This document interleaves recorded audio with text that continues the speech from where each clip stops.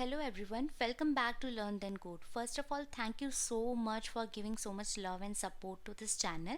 It is really motivating me to create more such quality content on computer science fundamentals. So today we are going to learn about very interesting concept on virtual classes and abstract classes. What are they and what is the use case they are trying to solve? What is the actual problem that they are trying to solve. So in the previous video we have learned about inheritance, the type of inheritance, and ambiguity resolution when we are dealing with inheritance, right?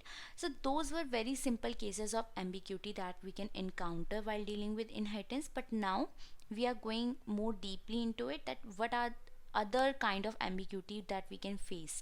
So in the previous video we have seen ambiguity like parent to child in ambiguity. So for example, this is parent class and this is child class, and we are deriving the parent class to the child class, and we have display function in both the classes.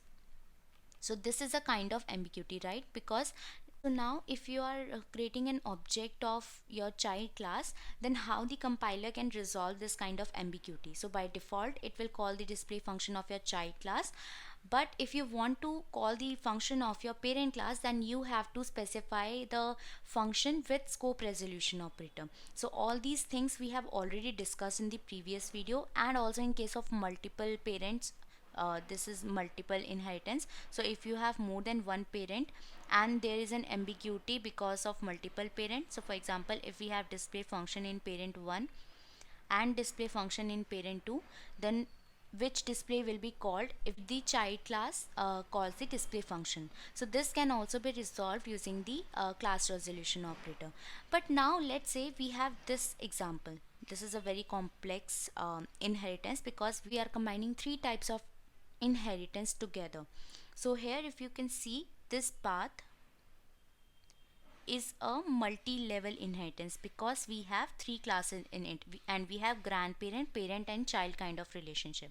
So this path is representing multi-level inheritance. If you look at the top block, this part, then it is referring to hierarchical inheritance because one parent has two child, right? And if you look at this part, then it is referring to multiple inheritance because one child has more than one parent. So this is the hybrid inheritance, which is combining three types of inheritance together. Now what can be the kind of ambiguity that this structure can face? So for example, now we have some variable, let's say int a, in grandparent. Now in the child class we are getting two copies of this variable indirectly, because we have two paths, this one and this one, right? So what will happen, let's say this int is in the protected section of grandparent class. Now we are inheriting this grandparent to parent 1, so this a will come to parent 1 also, right? Because we are inheriting. Now if it has come to parent 1, it is coming to its child class also, right? So indirectly we are getting the copy of a to child as well. Although there is no direct connection between these two, but still we have a indirect connection. That is why grandparent will be known as the indirect base class for the child class, because there is an indirect path, right? So the kind of ambiguity that we are facing here is not because of multiple parents or multiple classes, it is because of multiple paths, right? So here we were facing problems because the same kind of function was there in two classes, but now here we are facing ambiguity because the same variable is coming from two paths. So what will happen, two copies of this variable will come to this child class, and this will create an ambiguity to the child class, right? So how to resolve this kind of ambiguity? For this special use case, we have this concept of virtual base class. So what we will do, we will use this keyword virtual while we are deriving the base class. So for example, if a is the parent class and b1 and b2 are deriving it, so this is b1 and this is b2. So what we will do, with the public keyword as a visibility mode, public, private or protected, whatever you want to have, you will use this virtual keyword. So what it will do, you are using it a virtual keyword, here also you are using virtual keyword. So you are actually telling the compiler that there may be the case that the same variables are coming from multiple paths, so please help in ambiguity resolution. So what will happen, only one copy of those variable will come to the child class. So for example, if child class is deriving these two intermediate classes, then because of this virtual keyword, only one path will send the copies of this grandparent properties, only one path, but all the properties of b1 and b2 will come to C. So all these special properties that we have defined in b1 and b2 will come to C, but only one copy of A will come to C. So that's how we are resolving this kind of ambiguity. Now one thing to note here is you can change the order of using virtual and visibility mode. It is same for both. If you are using virtual public, that is also fine. If you are using public virtual, that is also fine. So here you can see that it is mentioned, when a class is made a virtual base class, C++ take necessary care to see that only one copy of that class is inheritance, regardless of how many inheritance path exist, right? So this particular kind of ambiguity is to resolve the path conflicts. So this was about the virtual classes. You can look at the example, it's quite simple. So here we have this student class. It is the grandparent class as depicted in the diagram. So student is the grandparent class. We are inheriting it virtually into two classes. First is test class and the second is sports class, and then finally we have this child class which is deriving these intermediate classes. So we can have this example. First we have the definition of student class, then we are deriving it virtually to the test class, then again virtually to the sports class, and finally we have this result class which is acting as a child class and which is deriving both these intermediate classes. So now let's come to the main function. What we are doing is, first we have declared the object of the child class, right? Now we are calling one function of grandparent, then this one is from intermediate one parent, this one is from intermediate second parent, and this is its own function. So we are able to call all the types of function. There is no ambiguity in it because we have used virtual keyword and we are getting the desired output. So this was a very simple case that you just have to use virtual keyword. Now let's come to the concept of abstract classes. Abstract classes is one of the classes which are not used to create object. Okay, so it is a kind of template that you can create, and you can use that template to create more subclasses. So in the above case also, we are declaring only the object of your child class, right? So you can define that the grandparent class is an abstract class in this particular case, because you haven't defined any object, or you don't have the use case or need to define objects of your grandparent class, because it's a kind of template and you have specialized all the features in your subclasses. So this was the use case of introducing abstract classes into picture. So abstract classes is designed only to act as a base class, and you have to understand why it was required. So for example, let's say you have a student class. Now a student class have some some features like name of the student, then roll number of the student, etc. But you have a use case which is specific to the types of student. Okay, for example, art student or engineers or commerce student. Now the use case is to deal with individual students, not the parent class of the student. So you will never encounter a case where you will have to create the object of student class, because you are always creating the objects of art, engineering and commerce student class, right? But you have specialized these fields in the student class because it is common to all these things. So you have to reuse your code. This is the concept of OOP. So you are reusing your code and you are avoiding these fields again and again for each and every class. So that is why you have mentioned all the common fields in the student class and you have specialized all other fields into specific classes. So now what you can do is you can create this student class as an abstract class to make it more clear that you are not going to create any object of this particular student class. Now we are coming to a very interesting topic, constructors in derived class. So for now we have learned about how to resolve ambiguities, how to define base classes, how to inherit classes. But now we are looking how the constructors will work in case of inheritance. Because we are not actually, defining all the entities in a class, we are actually using entities from another class and reusing them into another class. Now how will the initialization will work in this case? So one thing that you always have to remember, the construction will always go from top to bottom. So for example, if this is the kind of hierarchy you have, let's say you have multiple levels in inheritance. Now the constructor of the first class will be called first, then the constructor of the second class, then the constructor of the third class, and then the constructor of the fourth class. That's how the initialization will work. Because like internally how the object is defined, so for example this is class A, this is B, this is C and D.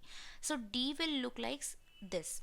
First you will have the data members of A, then data members of B, then data members of C, and then the specialized member that belongs to D only.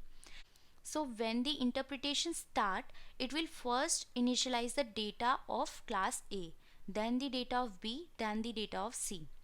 And I am taking this order not because of the declaration of classes but how they have inherited in class D. So for example, if we have class D declared as public C first and then public B, then the C will initialize first and then the class B will be initialized. So that's how the things work.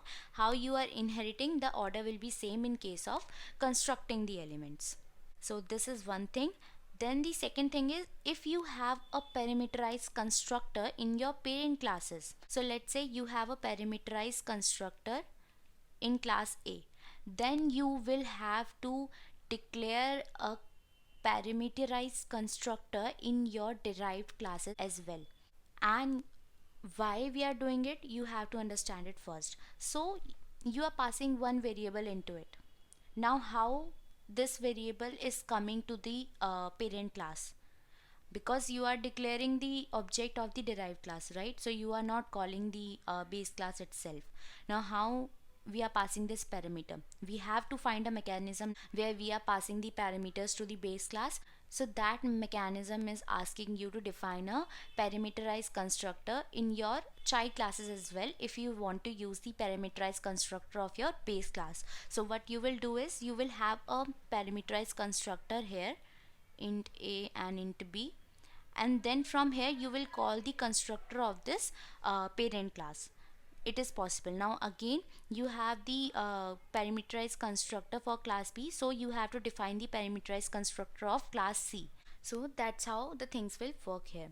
So it is also mentioned here, however, if the base class contain a constructor with more than one argument, then it is necessary for the derived classes to have the constructor and pass the arguments to the base class constructor, right? Because we are always or most of the time creating the objects of the child classes, because that's why we have created them, to reuse the code.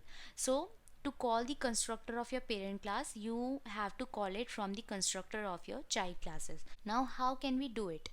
So let's say you have the name of the constructor of your derived class. Now you can pass the list of arguments that are required by the parent class also. So for example, in the derived class you have int B and in the parent class you have int A. So in the constructor of your derived class, you will pass both the arguments in the argument list, and then you will call the constructor of your first parent class and pass a into it as a parameter. So for example, here we have an example. Let's say this. So D is your child class, A and B are your parent classes. So in the D we are passing A1, A2, B1, B2 and D1, all the things, and then you are calling the constructor of A class and then the constructor of your B class and pass the argument into those constructors. So that's how you can invoke the constructor of your parent class from the child classes. So now let us look at one example to get more clarity. Let's say we have the parent class as alpha, then we have parent class as beta, and then we have a child class as gamma. So the structure is like this. This is alpha, then this is beta, and then we are deriving gamma from them, right? So in the constructor of your gamma child class, you are passing all the parameters that are required to initialize even the parent classes. So for example, we are passing ABCD, right? So in the ABCD we are passing A to alpha class to call the constructor of your alpha class, and alpha class is initializing the members who are there in alpha class, right? Then you are calling the constructor of your beta class. So beta will initialize the members of beta class, right? So that's how you can initialize the parent members, and then to initialize your own members you can write the initialization statements. So that's how the things work, and again the order will be how you have inherited the classes. So first the beta class will be initialized and then the alpha class will be initialized. So it's not how you are calling the function but how you have inherited the classes, because again please remind how the structure will look like. In the gamma class, first you will have the members of beta class, then the members of alpha class, and then the special members of your gamma class. So that's how the initialization will also go.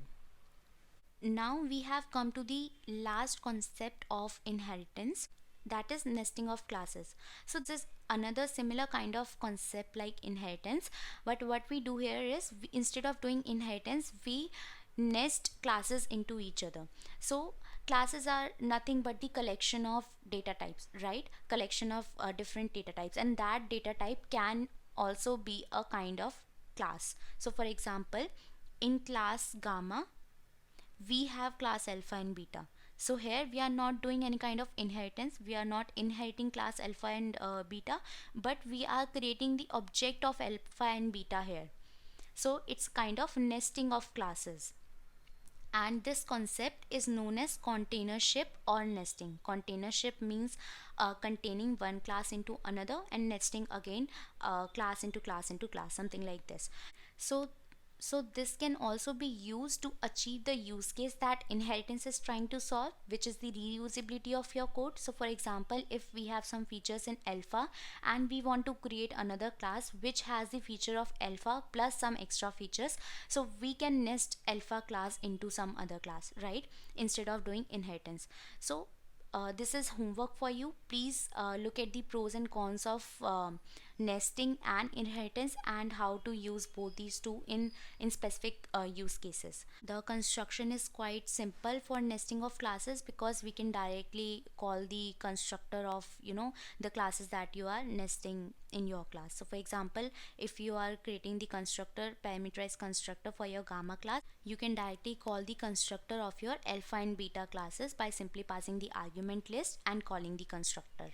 So this is quite simple and it is known as nesting of classes. So now we have come to the end of the tutorial, and one tip for you, please always go through the summary section of the book and try to solve all the questions that are given to your standard books, because it really helps you to understand the concepts more deeply and to help you to think other use cases as well. So please go to the summary and question section, and if you want another tutorial on these questions, I will be more than happy to have that as well. So in this video we have covered a lot on virtual classes, abstract classes and containership, and I hope you have find this video useful. If yes, please share it with your friends and don't forget to subscribe the channel. Thank you so much.